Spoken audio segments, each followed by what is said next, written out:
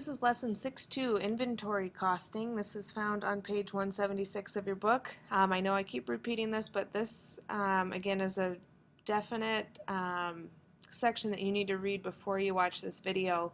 You know, I'm teaching it and I've read it 5 times trying to, make sure that my brain's wrapped around it. It's confusing. It's something that you haven't done before, so you really need to make sure that you go in, really understand the different types of inventory costing methods that businesses can use, and then come back and watch the video.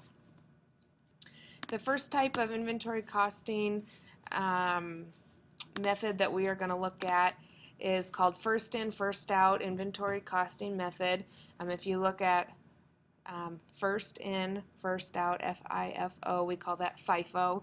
That's what I will call it. That's what, if you're in a business, they will call it. They won't call it first in, first out. They'll just call it FIFO, so you need to make sure you know that. All that means is the first thing that a business purchase is the first thing that they sell.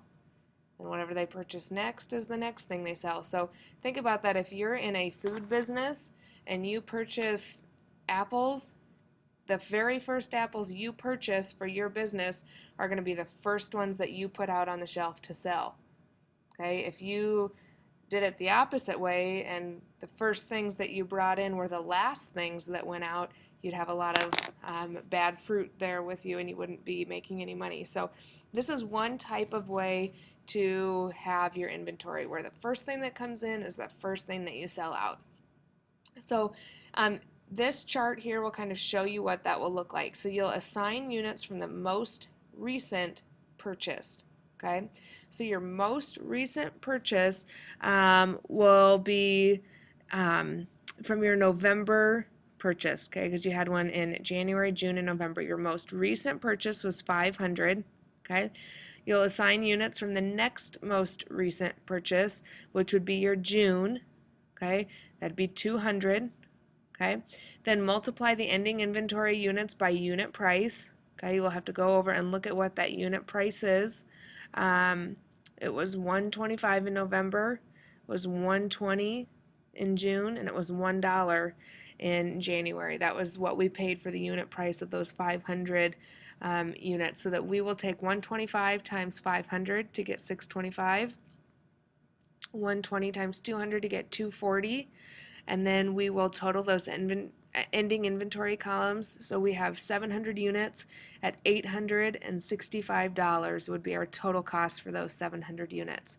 So in, first out, you take your most recent purchase and then add in your next recent purchase, okay? I would write this down in your notes. I would know this in your head so that it's just something that when you say FIFO, you say you get your most recent purchase, then assign units from your next most recent. Okay, multiply your ending inventory units by the unit price, total the ending inventory. That's FIFO. Last in, first out inventory would be the last thing that you purchase is the first thing that goes out. Okay, so what we need to do here is the opposite. Okay, in LIFO, L-I-F-O, LIFO, we assign units from earliest purchase. So our earliest purchase would be in January. That would be our beginning inventory. Okay, so we had 700 units of our ending. Then we're going to take our most recent, our earliest purchase, which would be 500. Then we're going to assign units from the next earliest, which would be 200 in June. Okay, multiply those ending inventory units by unit price. So $1 times 500 is 500. 120 times 200 is 240. And then we are going to total those columns up. We still have 700 units, but at a cost of 740. Do you see how that's different from when we did FIFO? We had 700 units at $865. In LIFO, we had 700 units at $740. Okay? The next method that a company can choose to use is called the weighted average inventory costing method. This is usually somewhere in between the LIFO and the FIFO method. Okay?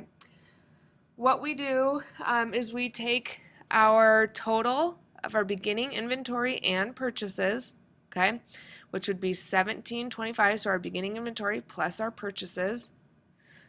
We are going to divide by the total number of units, okay? And that will give us our weighted average price per unit, okay? So it's not 120 or 125 from those months. We take our total cost divided by our total units to get our weighted average of 115. Then we go back and we take our 700 units in ending inventory, okay? Tells us right here.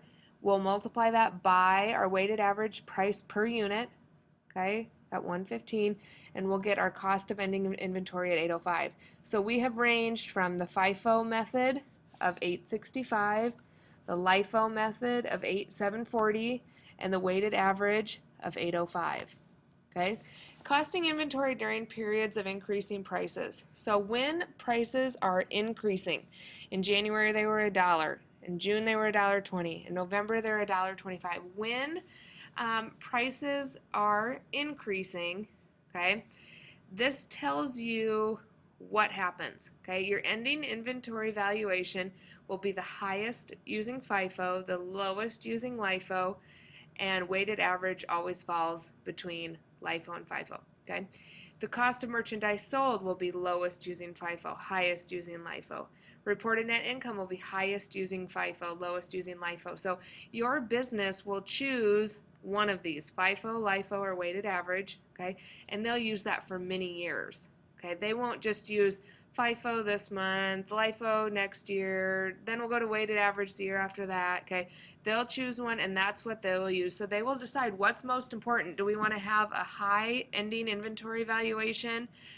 Do we want to have a low reported net income? Okay, what do we want to have? And then we will choose the method that works best for us. So a lot of people will probably use that weighted average because it's always going to fall in between. Costing inventory during periods of decreased pricing. So if the prices were going down, okay, then you can go back and look. If prices are decreasing, these are what your prices would be, and you can decide what kind of method do we want to use. So you can see, are my prices fluctuating all the time in my business? I probably want to use a weighted average. Okay? If my prices are always increasing or always decreasing, you may choose a FIFO or LIFO method depending. Lower of cost or market inventory costing method. This is our last inventory costing method that we're going to talk about today. We are going to figure out which is lower, the cost of the unit or the market, okay? And the market, let me just make sure I have this right so I don't confuse you. Market refers to the current replacement cost of the merchandise item. For example, OfficeMart may currently have to pay a vendor $110 to purchase a ring binder. The market price, therefore, is $110. When merchandise is purchased, the unit is used to record the inventory cost. So first we need to calculate the cost. Okay, so we had the cost of our weighted average, our FIFO, and our LIFO. We're going to calculate the market price. So the market price was 700 units times 110, because that's what we can get right now. Okay, and then we're going to look and see what's less, cost or market. In weighted average, market price is less. In FIFO, market price is less. In LIFO, however, your cost is less. So 740 will go there. So all you're doing is you're figuring out what you figured out before, so you should already have these numbers. Then you'll just take your units times the market price they give you, multiply those out, and then you're taking whatever's less, your cost or your market.